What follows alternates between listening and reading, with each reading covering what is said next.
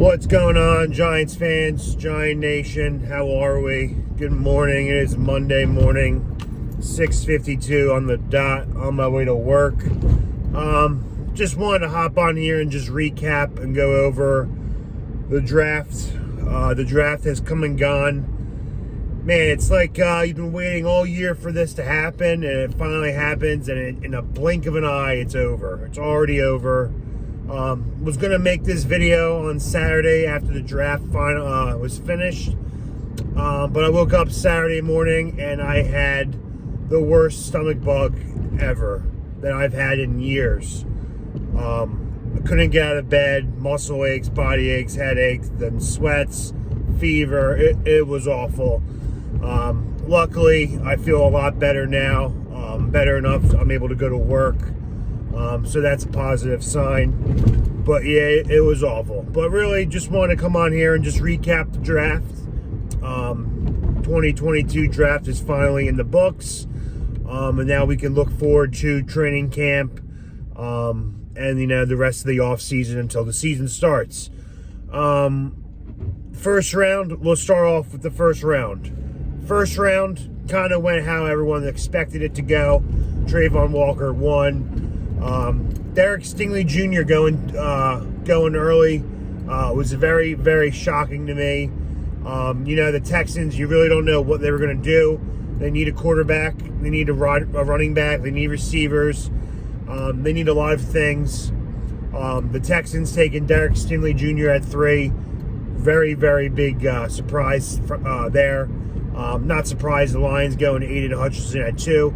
Aiden Hutchinson should have been the first overall pick, but the Jags are going to be a Jag, and they don't know what they're doing out there in Jacksonville. 4, I wanted him to be a Giant. I knew the Jets were going to mess around with the Giants pick because they're jealous of the big brother, the better looking, the stronger, the better big brother. So they took Sauce Gardner from us, which is okay.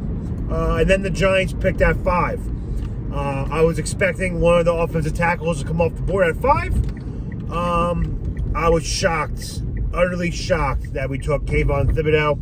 And hats off to Joe Shane and company for playing the best poker hand I've ever seen the Giants play in the last 15 to 20 years.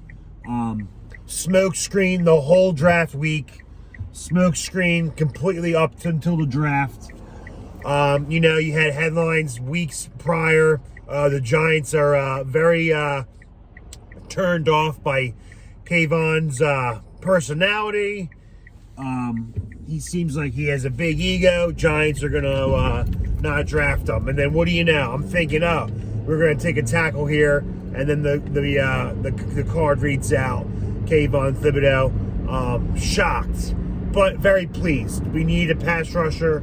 We got probably the best pass rusher in the entire draft.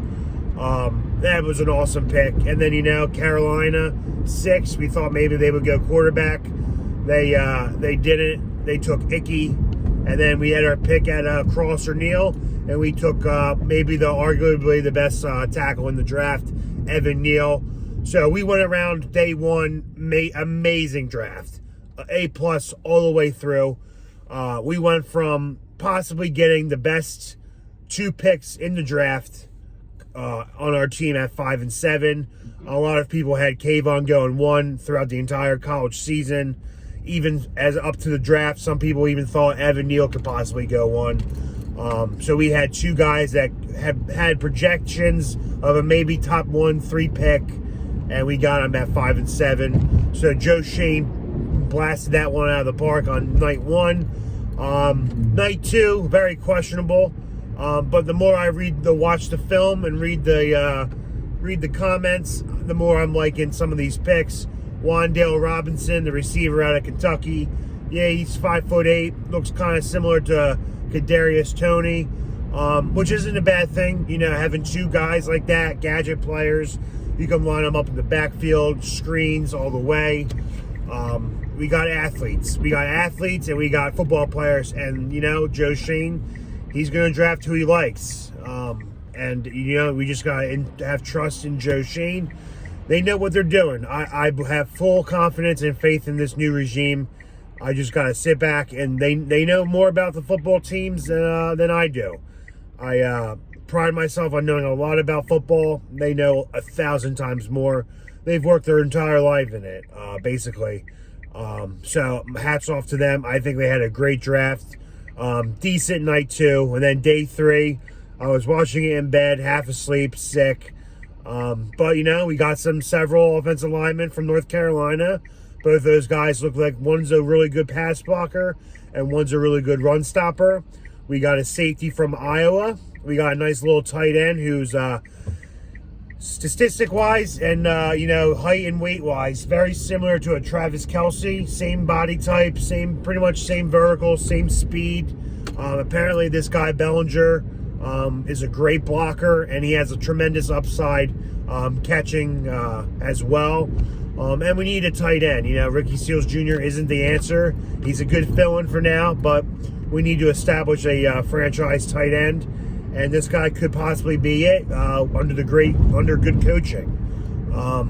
Later rounds, just a couple corners. We got Flott from LSU. He seems like he's a ball hawk. What the hell is that? Sound like Dave Gettleman there with the Boston accent. Ball hawk. This guy from LSU, he seems like a ball hawk. Punches the ball out well. Attacks receivers at the line. They're saying he's more of a slot corner. We already got Darnay Holmes, so maybe they'll work that out. Again, these guys are drafted for a reason. Our team and scouts like them.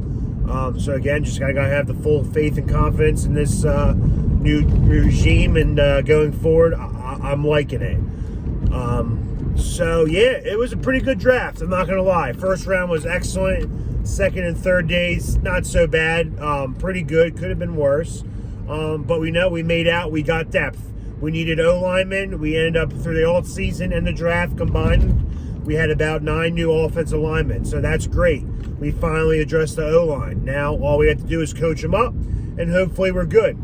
The left and right tackle spot looks pretty much solidified. Not sure if Thomas is going to stay at right or go back to left. Who knows? But either way, Evan Neal and Andrew Thomas looks like pretty damn good anchors for Daniel Jones moving forward. If he's the quarterback of the future, who knows? I'm glad we didn't draft a quarterback. A lot of Giants fans wanted us to take Malik Willis early, and I'll admit I was one of them. But looking back at it, there's a reason why he fell. I also wanted Nakobe Dean instantaneously. I was pissed when the Eagles drafted him, but learning more and more why he slid as far down as he did. He's got a lot of injury issues. He's got a torn pec. He's got ankle issues, wrist issues, back issues, leg issues. He's already an undersized guy as it is. He might even be out all year next year if he decides to opt into surgery. I know he opted out last year at Georgia and still had a pretty damn good year. But this is the NFL, boys, and when you're undersized, you have to use every single muscle and ounce you got in your body. And a lot of doctors are saying he's one bad tackle away from, tearing that pec even more. So we'll see. Unfortunately, the Eagles had a great draft as well, and I hate to admit it, but they did.